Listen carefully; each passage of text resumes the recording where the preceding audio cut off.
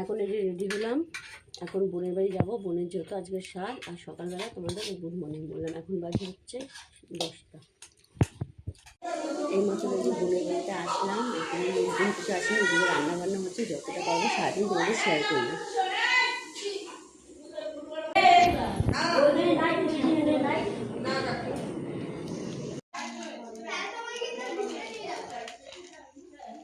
এই যে বোনের সাথে সবাই মিলে খেতে বসেছে।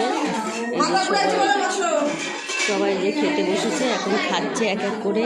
এখানে জেঠি ঠেঠি সবাই, জেঠি আছে, মাসি টাসি সবাই আছে, বন্ধু ঠেঠি সবাই আছে। এই সবাইকে খেতে দিয়েছে, সবাই এখন খাচ্ছে। এখন এই যে ওকে খেতে দিয়েছে, এখন এই যে ও খাচ্ছে।